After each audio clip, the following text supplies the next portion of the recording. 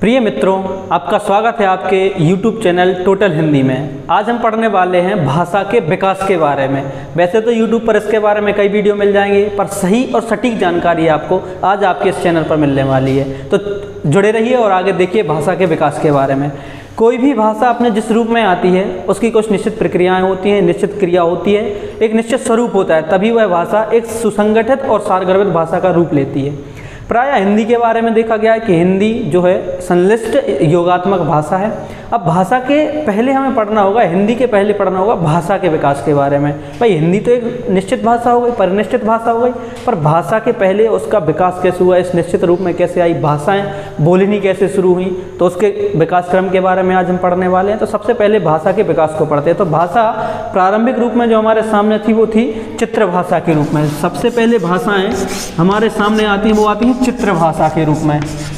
चित्र भाषा का नमूना आप देख सकते हैं चीनी भाषा के रूप में, जिसमें शब्द ना होकर वर्ण ना होकर भाषा को एक चित्र के रूप में व्यक्त किया जाता था। हर एक शब्द के लिए, हर एक चीज़ के लिए एक निश्चित चित्र बना दिया जाता था। इसके बाद भाषाएं आगे बढ़ती हैं, विकास आगे होता है इनका, और चित्र भाषा से आगे भाषा पहुंचती है प्रतीक रूप में। प्रतीक भाषा के रूप में आगे आती हैं। प्रतीक भाषा में क्या हुआ, अब चित्र लोगों के सामने आ गए। चित्रों में क्या होता था, कन्फ्यूज़न होने लग गया। जैसे आप उदाहरण के तौर पर देख सकते हैं, किसी को चित्र के माध्यम से दर्शाना था गाय को, गाय दर्शा रहा था, समझ में आ गया भैंस। तो ऐसा नहीं होना चाहिए। चित्र बदलते रहते हैं, चित्रों से सही समझ नहीं थी। क्यों? क्योंकि जिस समय भाषाई विकास हो रहा था उस समय व्यक्तियों को रंग के बारे में भी जानकारी नहीं थी। एक निश्चित रंग निश्चित चीज़ को दर्शा सकता है, तो उसके लिए मदद ली गई कैसे, प्रतीकों के लिए।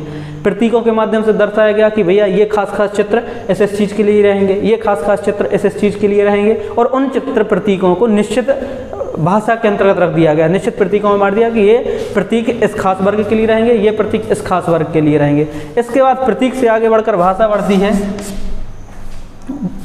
भाव के रूप में। भाव सामने आते हैं। अब जब चित्र और प्रतीक लोगों के सामने आ गए, तब उन चित्र और प्रतीकों को इमोशन से जोड़ा गया। आप अक्सर देखते हैं, जैसे हम फ़ोन पर किसी से बात कर रहे हैं, हम इधर से कुछ कह रहे हैं, सामने वाली को हमारे इमोशंस दिखाई नहीं देते हैं, हम कुछ कहना चाह रहे होते हैं, उनको कुछ समझ में आ जाता है। तो तब ऐसे में भाषा के साथ साथ भावों को संश्लिष्ट किया गया, भावों को जोड़ा गया। जब भाव उसमें शामिल हुए तब भाषा और परिनिश्चित हुई। भावों से आगे बढ़कर भाषा आती है ध्वनि के रूप में। जब भाषा में ध्वनियों का प्रयोग होने लग गया, तब कोई भाषा अपने वर्तमान रूप में आई। ध्वनियों में निश्चित अब ध्वनियाँ भी निकालनी शुरू हुई। प्रारंभिक तौर में ध्वनियाँ कैसे होती थी, हाँ, ऐसी ही भाषाएं होती थी जिनका कोई निश्चित सार्थक क्रम नहीं होता था, निश्चित अर्थ नहीं होता था। तब ऐसी ध्वनियों को लिपिबद्ध किया गया, वर्ण क्रम निश्चित किया गया, तब उनसे भाषा का विकास होता है। तो दोस्तों, अभी हमने पढ़ा भाषा का विकास। भाषा के विकास में हमने साधारण शब्दों में समझने की कोशिश की है। वैसे तो इसमें और डीपली जा सकते थे, पर यूट्यूब पर समय नहीं होता किसी के पास, हमें ज़्यादा समय बर्बाद भी नहीं करना है। अब हम पकड़ते हैं भाषा से हिंदी भाषा की उत्पत्ति और विकास के बारे में। अभी हमने पढ़ा भाषा को, अब एक निश्चित भाषा की तरफ बढ़ रहे हैं हम, किसकी, हिंदी की तरफ, हिंदी की उत्पत्ति एवं विकास के लिए। अब देखिए, हिंदी की उत्पत्ति को सामान्य तौर पर संस्कृत की भाषा के रूप में माना जाता है कि हिंदी की जननी भाषा जो है। चलिए, आप इसी दौरान मेरे जो कलीग हैं वो कह रहे हैं कि आप बोल दीजिए एक बार लाइक, सब्सक्राइब और शेयर करने के लिए। तो आप सभी समझदार मित्र हैं, ऐसा करेंगे उम्मीद है। हम ज़्यादा समय बर्बाद नहीं करेंगे इन फालतू की बातों में। अब हम पढ़ते हैं हिंदी की उत्पत्ति के बारे में। तो सामान्य तौर पर हिंदी की जो उत्पत्ति है इसको हम मानते हैं संस्कृत से, पर अब आज से आप ऐसा नहीं मानेंगे। क्यों? क्योंकि आज आपको पता लगने वाला है कि हिंदी की उत्पत्ति संस्कृत से नहीं हुई है। संस्कृत के पहले और संस्कृत के बाद बहुत कुछ आता है हिंदी के बीच में। आज हम उसको जानते हैं। तो भाषा की उत्पत्ति को अगर हम देखें तो भारतीय आर्य भाषाएं हैं, इनको हम 3 क्रमों में बांटते हैं। पहला क्रम क्या है, प्रारंभिक भारतीय आर्य भाषाएं। प्रारंभिक भारतीय आर्य भाषाएं, इनका समय आप मान के चलिए 2000 ईसा पूर्व से, ईसा पूर्व है, याद रखना आप इसको, 2000 ईसा पूर्व से 500 ईसा पूर्व तक। इसके बाद आती हैं मध्यकालीन भारतीय आर्य भाषाएं। मध्यकालीन भारतीय आर्य भाषाओं का समय 500 ईसा पूर्व से 1000 ईस्वी तक। 500 ईसा पूर्व से 1000 ईस्वी तक, ये ईसा पूर्व है। 500 ईसा पूर्व से 1000 ईस्वी तक। इसके बाद आता है भाषाई विकास क्रम में आधुनिक भारतीय आर्य भाषाएं।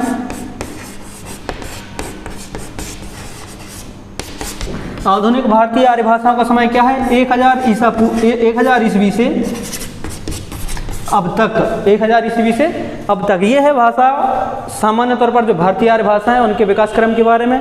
अब हिंदी की जो उत्पत्ति होती है वो होती है आधुनिक भारतीय आर्य भाषाओं में। अगर हम प्रारंभिक भारतीय आर्य भाषाएं देखें तो ये 2000 ईसा पूर्व से 500 ईस्वी पूर्व तक चल रही हैं। इसमें आता है वैदिक संस्कृत 2000 ईसा पूर्व से लेकर लगभग 1000 ईस्वी तक। इसके बाद आती है लौकिक संस्कृत, लौकिक संस्कृत 1000 ईसा पूर्व से 500 ईस्वी पूर्व तक। इसके बाद आती है मध्यकालीन भारतीय आर्य भाषाएं जो 500 ईसा पूर्व से लेकर 1000 ईस्वी तक चलती हैं। अब इनमें 500 ईस्वी पूर्व से लेकर 1 ईस्वी तक आती है पाली भाषा, पाली भाषा। उसके बाद आती है 1 ईस्वी से 500 ईस्वी तक प्राकृत भाषा, जिसको पाली को प्रथम प्राकृत कहते हैं, जिसमें आप बुद्ध वचन वगैरह देखते हैं। बौद्धों की जो रचनाएं त्रिपिटक वगैरह वो पाली भाषा में रचित हैं। इसके बाद आती हैं प्राकृत भाषाएं। प्राकृत भाषाओं का समय क्या है? वही 1 ईस्वी से 500 ईस्वी तक, जिसमें आप बररुचि का प्राकृत प्रकाश वगैरह देखते हैं। इसके बाद आती है तृतीय प्राकृत भाषा, जिसको हम कहते हैं अपभ्रंश। अपभ्रंश भाषाओं का समय क्या है? अपभ्रंश भाषाओं का समय है 500 ईस्वी से लेकर 1000 ईस्वी तक। अब आधुनिक भारतीय आर्य भाषाएं हैं जो 1000 ईस्वी से अब तक चली आ रही हैं। अब इसमें अगर हम पढ़ें हिंदी के बारे में, देखो मित्रों, हिंदी जो है, हिंदी भाषा वर्ग की जितनी भी बोलियां हैं, चाहे वो हिंदी हो, ब्रज हो, बुंदेली हो, कन्नौजी हो, इन सभी भाषाओं का विकास हुआ है कैसे? इन सभी भाषाओं का विकास हुआ है आधुनिक भारतीय आर्य भाषाओं में अपभ्रंश से। कैसे? अपभ्रंश, अपभ्रंश से आधुनिक भारतीय आर्य भाषाओं का विकास माना जाता है सामान्य तौर पर। अब अपभ्रंश के भी कई भाषा वर्ग हैं। पांच उपवर्गों में पहले अपभ्रंश को बांटा गया। उन 5 उपवर्गों से हिंदी की 18 बोलियां निकलती हैं, पर हमें उन सभी को नहीं पढ़ना है। आज हम केवल पढ़ने वाले हैं काय के बारे में? हिंदी के बारे में।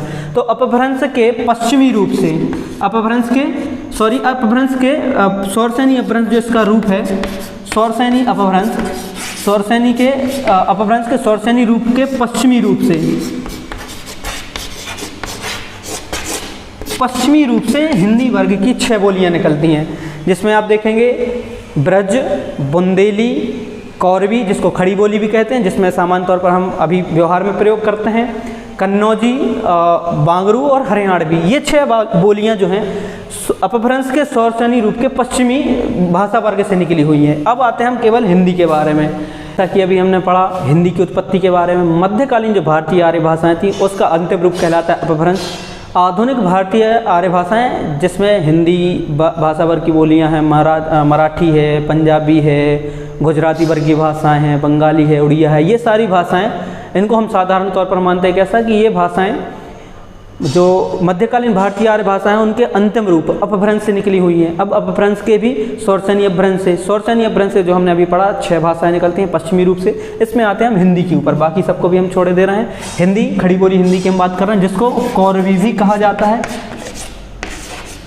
कौरवी, राहुल सांकृत्यायन, गियर्सन वगैरह ने इसको कौरवी नाम दिया है। आधुनिक समय में आकर इसको खड़ी बोली कहा जाने लगा। और इसका क्षेत्र जो है वही दिल्ली, मुजफ्फरपुर, मेरठ वगैरह का जो क्षेत्र है वो इसका खड़ी बोली का क्षेत्र माना जाता है। तो इसकी उत्पत्ति अभी जिस रूप में हम हिंदी का प्रयोग कर रहे हैं, प्रारंभिक तौर पर या आधुनिक आर्य भाषाओं की शुरुआत होती है तब ये नहीं था। आधुनिक भाषा आर्य भाषाओं की जब शुरुआत होती है तब हिंदी की प्रतिनिधि भाषाओं में अवधी और ब्रज का नाम सर्वोपरि था। कुछ हद तक मैथिली को भी हम इसमें शामिल कर सकते हैं। मैथिली भी हिंदी की प्रतिनिधि भाषाओं में रही है। विद्यापति की पदावली वगैरह को हम देख सकते हैं। इसके बाद हिंदी का सारा जिम्मा जो उठाया वो किसने? अवधी और ब्रज भाषाओं ने उठाया। अवधी भक्तिकालीन भाषा रही है। भक्ति काल में जो भी रचनाएं लिखी गई, साहित्य लिखा गया वो अवधी में और ब्रज में लिखा गया। और रीति काल आते आते तक भाषा का सारा श्रेय या सारा जिम्मा किसने उठा लिया? ब्रज भाषा ने। अब ब्रज भाषा का विकास होते रहा, चलता रहा। इसके बाद 19वीं शताब्दी तक आते आते ब्रज से अब खड़ी बोली में हम प्रवेश करते हैं। अभी जिस खड़ी बोली को हम हमारे सामने पाते हैं इसका प्रारंभिक रूप ऐसा नहीं था। खड़ी बोली की शुरुआत लगभग 19वीं शताब्दी से मानी जाती है। 19वीं शताब्दी के अंतिम दशकों में अभी हम मान सकते हैं या प्रारंभिक दशकों में। इसके बाद से ही हिंदी का धीरे धीरे विकास होना शुरू होता है और हिंदी का एक निश्चित व्याकरण लिखा जाना शुरू होता है। हिंदी के व्याकरण को लेकर भी विद्वानों में मतभेद थे। ध्वनियाँ क्या होनी चाहिए, लेखनी का रूप कैसा होना चाहिए। श्याम सुंदर दास, हरदेव बायरी वगैरह वगैरह ने अपने अपने सुझाव दिए। उत्तर प्रदेश सरकार ने आचार्य नरेंद्र देव की अध्यक्षता में एक समिति गठित की जिसमें बताने का प्रयास किया कि भाषा का रूप कैसा होना चाहिए, स्वरूप कैसा होना चाहिए, व्याकरण कैसा होना चाहिए। पर हिंदी के व्याकरण की अगर हम बात करें तो सबसे पहले हिंदी व्याकरण लिखने का जो काम किया वो किया जे जे कैटलर नामक विदेशी विद्वान था। इसने सबसे पहले हिंदी का व्याकरण लिखने का प्रयास किया। जे केटलर था जिसने सबसे पहले हिंदी भाषा वर्ग को समझने के लिए हिंदी का व्याकरण प्रस्तुत करने की कोशिश की। इसके बाद हम मित्रों आगे आने वाली कक्षाओं में हिंदी भाषा, ये साधारण था, हमने सरल से सरल शब्दों में हिंदी के विकास के बारे में समझने की कोशिश की। इसके आने वाले वीडियो में हम क्या पढ़ने वाले हैं, हिंदी के व्याकरण के बारे में। धन्यवाद दोस्तों, आपने अपना बहुमूल्य समय दिया और हमसे जुड़े रहे। अभी आप हमसे आगे जुड़े रहिए, क्योंकि अब इससे लेटेस्ट और शानदार वीडियो आपके सामने लेकर आने वाला हूँ। हिंदी व्याकरण को लेकर छंद, अलंकार, रस एवं भारतीय जो साहित्य है उसके बारे में भी आपको पर्याप्त वीडियो मिलेंगे। साथ ही साथ आपको उद्यमिता विकास के बारे में भी वीडियो मिलने वाले हैं। तो आप लगातार हमसे जुड़े रहिए, लाइक, सब्सक्राइब और शेयर करते रहिए हमारे चैनल को।